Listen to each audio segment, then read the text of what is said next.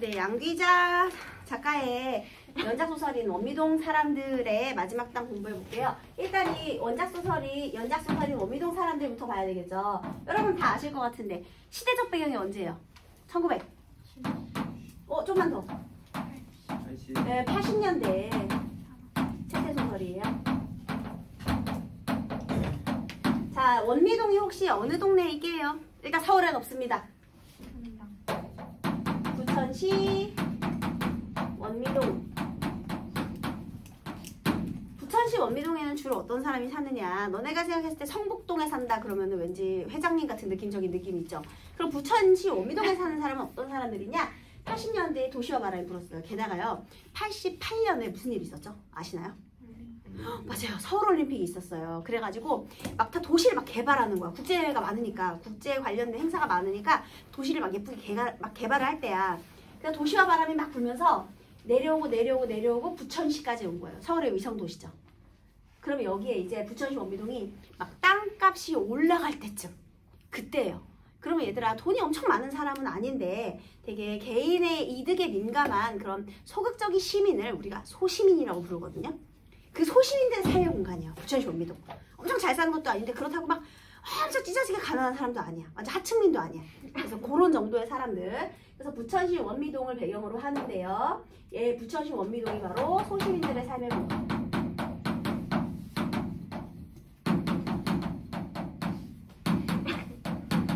그래서요. 이 작품의 주제는요. 원미동이요. 멀리서 보면 아름다운 거거든요. 멀리서 보면 아름다워. 여기에 이 아름답다는 표현에 우리가 눈여겨봐야 돼요. 왜냐하면 어떻게 보면 소시민들끼리 막 싸워요. 그러면은 이거는 비판적인 시선으로 보는 건가? 소시민들이 너무 못돼가지고 서로 양보 안 하고 저렇게 갈등을 일으키는 게 그게 문제인가? 그게 아니라요. 그럼에도 불구하고 나중에 다 화해를 하거든요. 그리고 사람이 살아가는데 얘들아 갈등 없는 사회가 있어? 하다못해 층간소음 때문에도 부딪히고 어떤 사람은 층간소음 때문에 칼 들고 올라가고 그러는데 뭐 서로 이렇게 이익 다툼으로 싸우는 건 원래 당연히 사회에서 있는 일이잖아요. 그러니까 중요한 거는 멀리서 보면 그래도 아름다운 거야. 너네 뭐 언니랑 많이 싸우죠? 아니 언니 있는 사람. 언니랑 많이 싸우지 않아요? 여동생 있는 사람. 니네 많이 싸우지? 여동생이 있으면 많이 싸워요. 여동생들이랑 많이 싸워. 그리고 그때 형제자매. 뭐 형한테는 좀 못 가볼 수 있어요. 왜냐면 형은 때리니까요. 근데 이제 여동생이 있으면 때리지 못하니까 여동생은 못 때리잖아. 형한테 맞을 수 있어도. 근데 원래 여동생이랑 많이 싸우거든요. 근데 어쨌든 멀리서 보면 우리 가족이죠. 가족애가 있는 거잖아. 똑같아요. 여기에 그 소시민들이 막 갈등하는 공간이지만 멀리서 보면 아름다워요. 그래서 중요한 포인트. 작가는 따뜻한 시선으로 보고 있다는 게 포인트예요, 여러분. 그럼 다시 주제는요. 소시민들의 삶인데요. 갈등과 화해예요. 화해. 그래서 이런 따뜻한 시선으로 우리 소시민들의 삶을 바라보고 있다. 이게 중요합니다. 이 전체 주제고요. 특히 양귀자의 마지막 땅은요. 다 팔고 남은 하나 마지막 땅이에요. 그러니까 얘가 땅 부자인데 강노인이 다 팔고 마지막 남은 그 하나의 땅. 다 팔고 남은 하나의 땅. 그러면 이제 강노인에게 있어서 더없이 중요한 땅이죠. 근데 여러분 이거 소설 방금 읽어보셨겠지만 결국 이 땅도 어떻게 될 것 같아? 팔겠죠. 그러니까 이 땅에 대한 어떤 가치를 생각하게 하는 그런 소설이 되겠습니다. 그래서 이 땅에 대한 의미를 한번 생각해보자 라는 거죠. 여러분 혹시 이태준의 돌다리 아시나요? 이태준은요 상고주의, 선생님이 이태준 소설할 때 상고주의 얘기 많이 하는데 걔는 예스라고 가치를 되게 중요하게 생각하는 작가예요. 그래서 예를 들면 골목이냐 도로냐, 골목이냐 도시냐 그러면 뭐 골목을 좋아하고요. 백화점이냐 시장이냐 그러면 시장의 가치를 더 옹호하는 그런 사람이거든요. 근데 아버지하고 아들 간의 갈등이 나타나는 게 이제 돌다리예요. 돌다리와 나무다리로 대표되는 아빠와 아들의 가치관 대립인데요.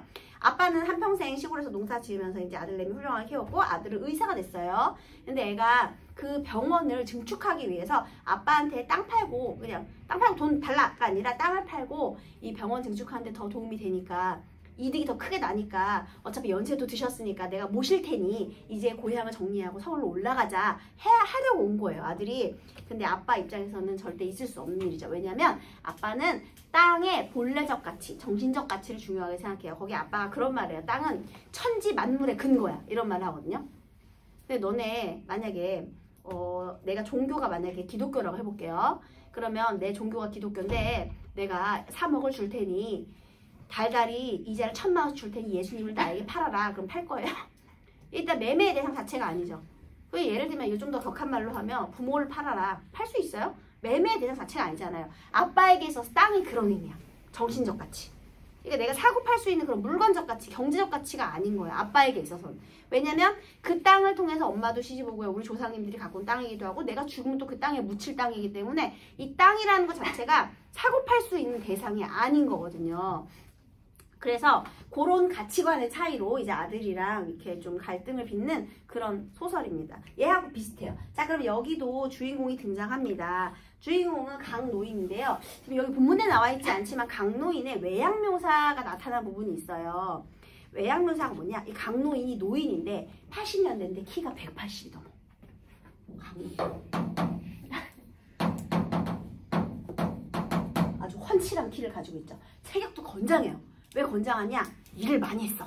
노인인데도 노인답지 않게 부채도 좋고 아주 건장한 체격으로, 그 다음에 그런 건강한 체격과 그런 그 외양 묘사를 통해서 뭘 드러내려고 하느냐? 굉장히 고집스러운 성격이다라는 걸 드러내기 위해서 이제 외양 묘사가 나와요. 근데 이 지금 강노인이 살고 있는 이 부천시 원리동에 개발 바람이 분 거예요. 근데 이 강노인은요, 땅을 굉장히 중요하고요. 한평생 그 땅에서 농사를 짓기를 희망해요. 지금 다른 땅에 다 개발돼갖고 신식 건물이 막 올라갈 때야. 근데 강노인이 땅을 가지고 거기에서 농사를 짓는데 또 퇴비를 줘야 되잖아요. 자, 이제 여름이 되었어요. 다른 계절에도 퇴비 냄새가 힘들겠지만 여름에 퇴비 냄새 어떨 것 같아? 너무 힘들지, 그치? 우리 가끔 저기 포천 지역만 지나가도 창문 내리면 다시 올려 할 때 있잖아요, 여러분. 그런데 여기 지금 막 올라가고 있는데 지금 얘가 농사를 짓는단 말이야. 그것도 여름에. 그래서 그 마을 사람들이 굉장히 싫어합니다. 갈등을 빚어요. 어떤 일이 있느냐면 이 마을 사람들이 너무 농사 짓는 게 싫으니까 이제 봄에 일단 농사가 시작되면은 어떻게 할 수가 없잖아. 중간에 막 버리라고 할 수가 없잖아. 그래서 겨울에 이 땅에다가 연탄재를 갖다 버려요. 시청의 한의조합. 그러니까 이 연탄재라는 거는 마을 사람들의 적대감을 보여주는 거예요. 적대감. 그리고 또 시대적인 배경을 알려주기도 하죠. 지금 연탄 안 쓰니까요. 그래서 이렇게 방해를 함에도 불구하고 농사를 멈추지 않아요. 강노인이요.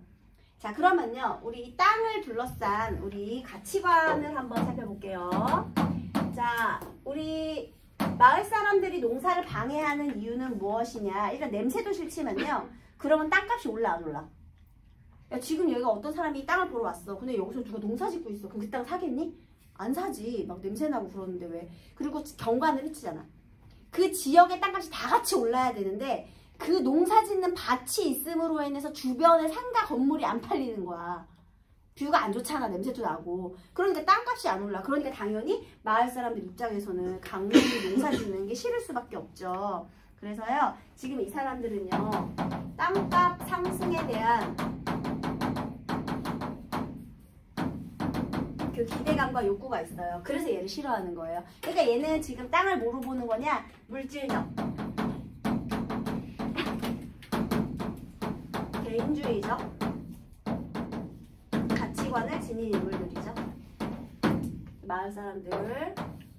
자, 강노인에게도 자식과 아내가 있어요. 근데 여기 이제 아내와 자식들이 있는데요. 그럼 아내와 자식들은 이 강노인의 땅에 대한 농사를 이해하느냐? 아니요. 원래 헐값이었던 땅을 가지고 있을 때는 그냥 농사꾼의 부인이었던 이 아내가 이제 땅 주인 마누라의 부인이 되고 싶어 해요. 한마디로 이 얼마 안 하던 땅이 땅값이 엄청 올랐잖아. 그럼 팔아야지. 팔아서 좀 여유롭게 살아야지. 한평생 농사 지으면서 하면 얼마나 힘듭니까? 노동력을 많이 필요로 하잖아요. 그래서 아내도 땅을 팔고 싶어 하고요. 특히 자식들도 마찬가지. 그 자식들이 자꾸만 땅을 팔아서 사업을 시작하고 싶어 해요. 근데 그래서 얘가 땅을 되게 많이 갖고 있었는데 마지막 땅이 된 이유는 뭐냐면 땅을 다 팔았어. 그래서 이제 마지막 이거 못 판다고 갖고 있는 땅인데 내가 소박하게 농사 지을 땅 하나만 남겨놓은 건데 이 땅 판 돈으로 자식들 뒷바라지 했는데 자식들이 다 어떻게 됐을 것 같아요, 여러분? 망했어요. 그리고 심지어 빚까지 져요. 그런데 마을 사람들한테 돈을 빌려요. 마을 사람들은요, 왜 얘한테 돈을 빌려주느냐? 강노인이 어쨌든 땅을 갖고 있으니까 내가 그냥 빌려주는 게 아니라 이자를 쳐서 빌려주는 거잖아. 그러면 어쨌든 땅이 있으니까 돈을 받을 거라는 기대감에 이자를 높게 쳐서 돈을 빌려주는 거죠.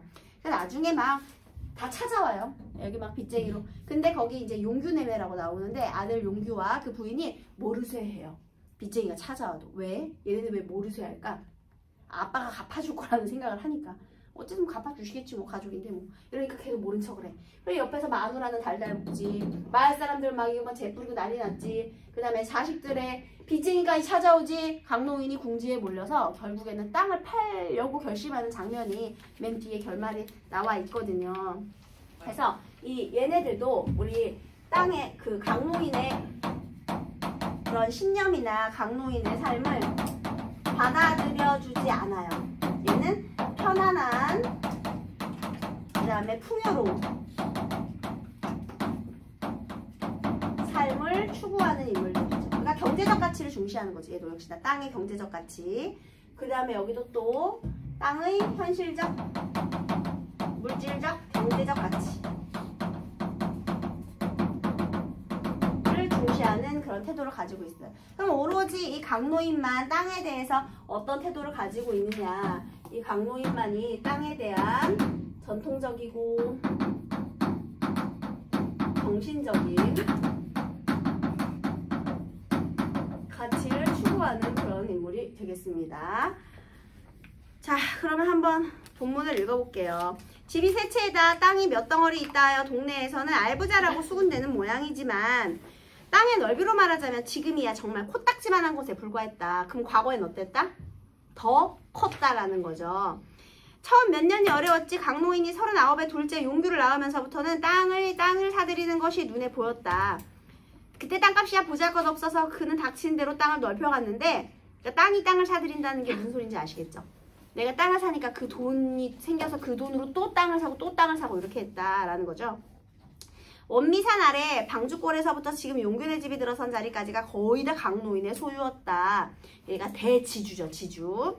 원미산 아래 있다 하여 원미동이라는 이름이 붙여진 것은 부천이 시가 된 다음의 일이고, 동네가 꾸며지기 이전에는 몇몇 불악분으로 이 일대는 조마루 또는 조종리라는 이름으로 불렸다. 너네 혹시 집성촌이라고 알아요? 성씨가 모여있으면 집성촌이라고 해요. 그러면 이 마루가 언덕이잖아요. 그러면 조종리, 이거는 성씨가 모인 사람들이 모여 사는 곳이야. 조씨 일가가 모여 사는 곳이라는 거죠. 조씨 집성촌이라는 얘기예요. 지금 이 사람 노인의 성이 뭐죠? 강씨죠. 조씨네 일원이 아니었어요. 본시 조씨 성의 종촌이었던 조마루에서 한낱 머슴으로 평생을 구르다가 기어이 세경모와 몇 평의 논을 마련하고 숨진 강노인의 아버지 또한 땅에 대한 욕심으로 일생 동안 흙만 파다 죽은 농군이었다. 아, 얘네 아빠가 원래 조씨네 머슴이었어. 조씨네 머슴이었는데 땅을 조금 이제 드디어 사게 된 거예요. 평생 일해서. 자, 그 다음 니 그거들랑 이 조마루를 강마루로 만들거라. 어린 강만성을 논으로 밭으로 끌고 다니며 입버릇처럼 되뇌던 아버지였다. 자, 이 부분 되게 중요해요. 이 문장을 괄호로 묶으세요. 네가 크거들랑 이 조마루를 강마루로 만들거라. 아버지가 평생을 힘들게 일해서 겨우겨우 땅덩어리를 모았고요. 아빠가 유언처럼 또는 입버릇처럼 남기신 말이 이 조씨네 이 일가를 강씨네 일가로 만들거라 했어요. 그러니까 한마디로 얘가 땅을 사들이게 된 이유가 뭐예요? 이거죠. 아빠의 신념을 이어받은 거죠. 응? 그래서 거기에 땅을 사들이게 된 이유라고 적으세요.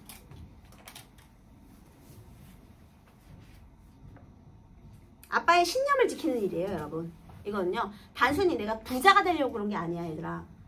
이거는 부자가 되려는 게 아니라 아빠의 유언을 받는 일인 거예요.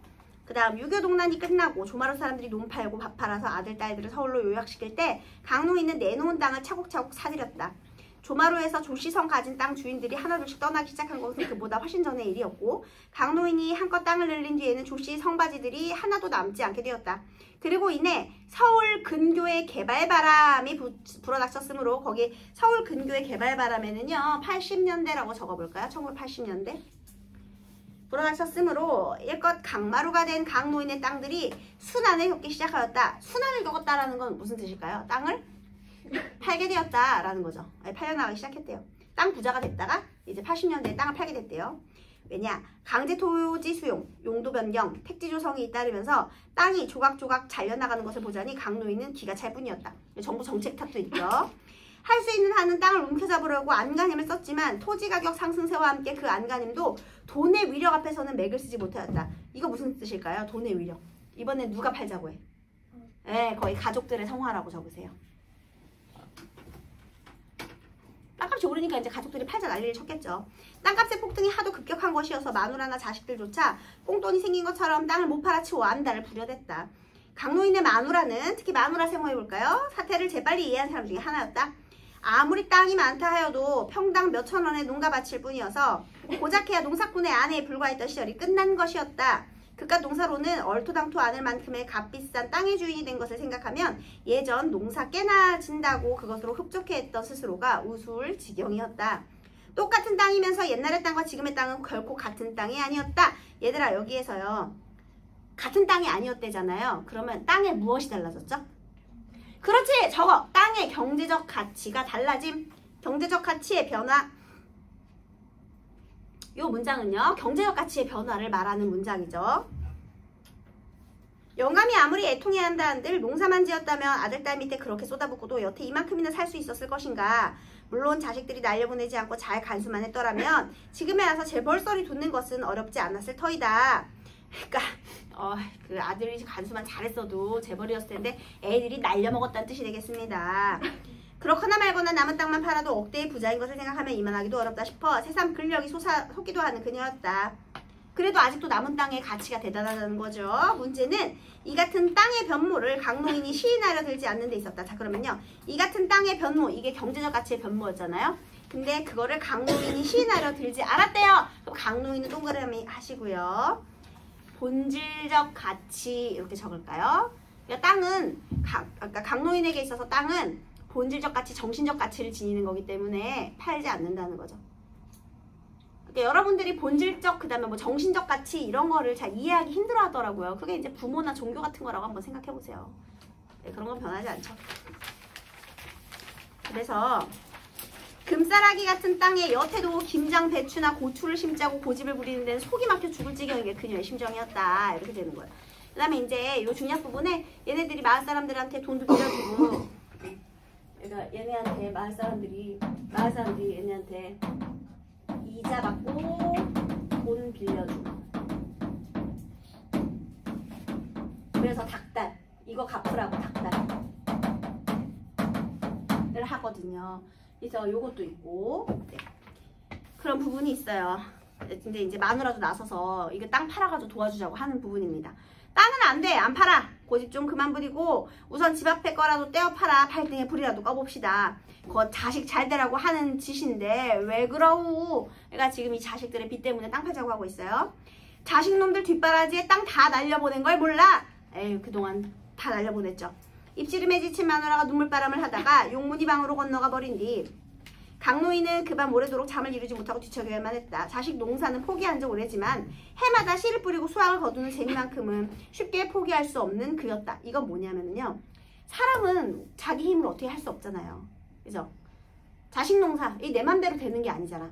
하지만 밭농사만큼은 내 맘대로 할 수 있다는 거죠. 내가 정성과 노력을 들인 만큼 베풀어주는 게 바로 땅이다 라는 말이 나옵니다. 서울에서 밀려나온 서울 것들 때문에 세모하세요. 서울 것들. 자, 그러면요, 서울 것들, 그러면 서울에서 온 사람들은요 당연히 땅을 경제적 가치로 대하는 사람들이겠죠. 그러면 여기서 서울 것들, 비속어를 썼으니까요 부정적 인식을 확인할 수 있죠. 그러니까 도시화에 대한 부정적 인식이에요. 적으세요. 도시화에 대한 부정적 인식. 도시화에 대한 부정적 인식. 서울 것들 때문에 여기까지 땅값이 들먹거리는 북새똥을 치렀고, 그 와중에서 자식들이 모두 저 푼수로 커버렸다는 원망도 많은 게 강노인이었다. 씨 뿌린 땅에서 거두어들이는 수확이 아닌다며야 어디 땅 팔아서 그 돈으로 쌀 사고 채소 사며 살 수 있을 것인가. 농사꾼 주제로는 평생 만져볼 엄두도 못 내는 큰돈이 굴러 들어왔어도 쉽게 생긴 내려온 만큼 씀씀이도 허망하기 짝이 없었다. 그나마 이만큼이라도 마지막 땅 조각을 붙들고 있다는 위안이 강노인에게는 큰 힘이 되었다. 근데 참 이상하죠. 너네가 만약에 열심히 알바를 했다? 그래서 시급 10,000원을 받았어. 그래서 이제 하루에 5시간씩 일해서 일주일에 3일을 일했다고 해볼게요. 알바를 했어, 니네가. 그러면 이제 일주일에 15만 원이잖아요. 그렇게 해서 한 달 받으면 얼마야? 거의 한 뭐 60만 원 돈 되겠죠. 근데 너네 그 60만 원은 쉽게 못 써. 내가 그렇게 하루에 5시간씩 3일 동안 내가 할 일 다 공부도 해가면서 그렇게 힘들게 알바한 그 60만 원은 못 쓰거든. 쉽게 못 쓰거든요. 근데 내가 만약에 우연히 복권을 한 장 주웠어. 근데 이게 즉석 복권이었던 거야. 즉석 복권은 내가 주웠으니까 뭐 이건 증거도 없잖아. 우연히 긁었다? 근데 거기에서 100만 원이 당첨이 된 거야. 그럼 그 100만 원은요 엄청 쉽게 쓰죠. 정말 엄청 쉽게 써. 그냥 사고 싶었던 거 뭐 한 방에 사서 지른다든지, 아니면 친구들한테 뭘 사준다든지, 버스를 타도 되고 괜히 택시를 타게 된다든지, 이렇게 돈이 갑자기 쉽게 생긴 돈을 쉽게 쓰게 된단 말이죠. 그러니까 얘네가 땅이 갑자기 올라가지고 돈이 막 이렇게 막 생겼어. 그러니까 이 자식들이 돈이 귀한 줄 모르잖아. 그런 교육을 받아본 적이 없잖아. 그러니까 사업이 망할 수밖에 없죠. 그래서 그나마 이만큼이라도 마지막 땅 조각을 붙들고 있다는 위안이 그렇게 큰 힘이 됐는데, 이 고장에 서울바람이 몰아닥쳐 요 모양으로 설익은 도시가 되지 않았더라면, 자, 지금 이 부천시 원미동을요 강노인이 뭐라고 평가하느냐면요, 설익은 도시. 여기 세모해보세요. 지금 설익은 도시, 그러니까 도시화로 인해 부정적인 측면이 너무 많이 드러났다. 그래서 여기다가요, 도시화로 인해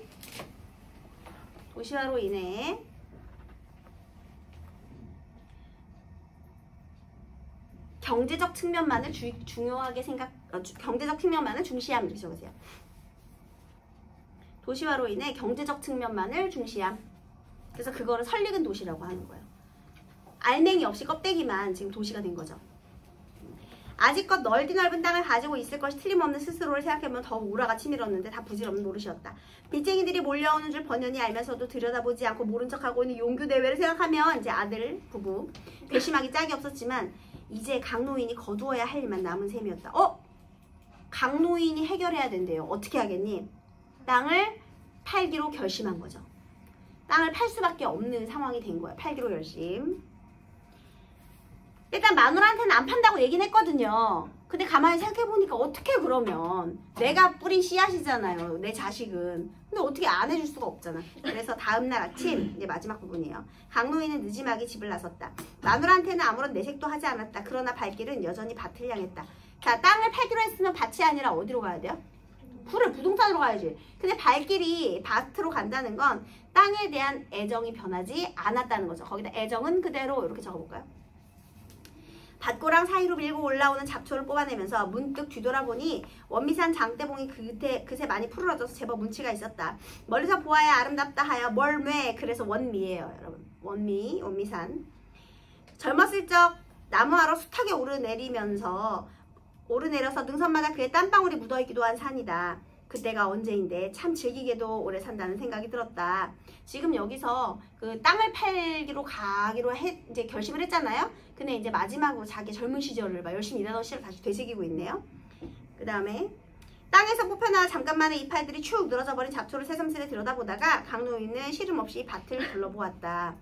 이때 강노인의 심정은 어떨까요? 내가 그렇게 열심히 일해가지고 모은 돈으로 힘들게 사서 애정으로 가꾼 땅이에요. 근데 이렇게 둘러보면서 이제 팔아야 되잖아. 그러면 강노인의 심정은 허탈감이지, 얘들아. 상실감과 허탈감. 저기서 허탈감. 소설에서 이렇게 심리를 잘 파악해야 돼요. 허탈감. 그러고 보니 어제 오늘 고충오종에 물을 주지 못한 게 생각났다. 아우기야 그런대로 잘 자랐지만 마누라가 덤덤해하니 억센 겉잎이 밀고 올라오기 시작했다. 그러니까 마누라 관리를 안 해줬다는 거죠. 꽂아놓은 개나리 가지에 움터오던 노란잎도 가뭄에 시달려 밥티처럼 오그라 붙었다. 관리 못했어요. 자, 그 다음에 요 문장 되게 중요하거든요. 여기 줄 쳐볼게요. 햇살은 푸지게 내리쬐고 아이들은 짐을 펴펴 옹기종기 모여 땅 따먹기 놀이를 하고 있었다. 얘들아, 푸지다가 무슨 뜻이야? 푸지다. 넘치다지.